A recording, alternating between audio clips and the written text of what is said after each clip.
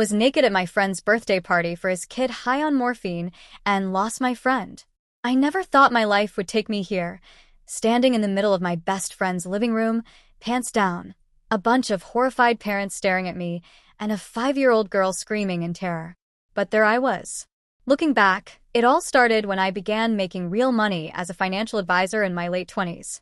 With success came new friends, the wrong kind. Drinking, late nights, expensive parties, and eventually, harder stuff. It started with blow, then morphine, then whatever new thing came our way. Somewhere along the way, I drifted from the people who actually mattered, people like my best friend Ben. Ben had been my closest friend since forever, but as I got deeper into this lifestyle, I saw less and less of him.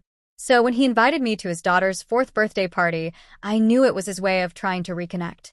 I wanted to go, I really did. But the week was long, work was stressful, and by the time Saturday rolled around, I completely forgot about it. That afternoon, I was already out with my usual crowd, doing the usual thing, when my phone buzzed, a reminder about the party. I knew I should leave, but then Chad pulled out a new bottle of something. It was a liquid you take orally, and I'd never tried it before. I took a dose, waited, nothing happened. I checked online, it was supposed to kick in within an hour. But still, nothing. So I figured, whatever, it must have been a dud. I called an Uber and headed to Ben's house, feeling fine. But as soon as I got there, it hit me hard. First, I felt amazing. Music sounded better, my whole body felt relaxed. Then things took a turn. My mouth was dry as sand, my limbs felt heavy, and before I knew it, I was stumbling to the bathroom. That's when it really hit me, like I had been hit by a truck. My body melted into the toilet seat, and suddenly, I just slumped over, face first onto the floor. I have no idea how long I was lying there before Ben's wife knocked on the door. "You okay in there?" she asked. I wanted to sound normal, but when I said, "I'm fine," I sounded like an absolute fool.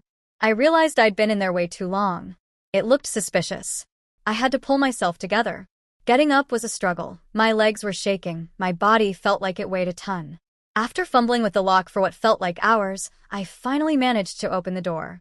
And that's when I walked out into the party, into the middle of the room, where everyone was. I didn't notice the horror on their faces at first. I just stood there, confused, until Ben's voice cut through the silence. "Dude, pull your pants up. What the heck are you doing?" I looked down. My stomach dropped. Somehow, in my completely wrecked state, I had forgotten to pull my pants up. I was just standing there, in front of my best friend's family with kids around, making an absolute disgrace of myself. Then one of the kids saw me and screamed at the top of her lungs. And in my messed up, fried brain, my only response was, "Shut up, you little brat."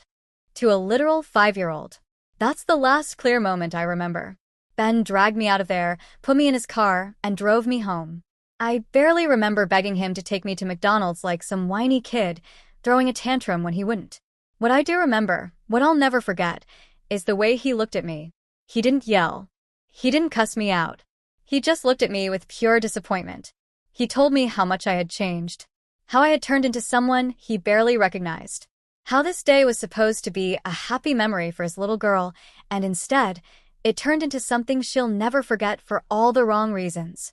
I woke up the next morning feeling like the biggest scumbag on earth. I sent Ben an apology. He didn't respond. And honestly, I don't blame him. I ruined a child's birthday. I embarrassed myself in front of my best friend's family. I lost one of the only good people I had left in my life. I can't take it back. But I can change. I'm done with this life. Done with the drinking, the drugs, the people who are dragging me down.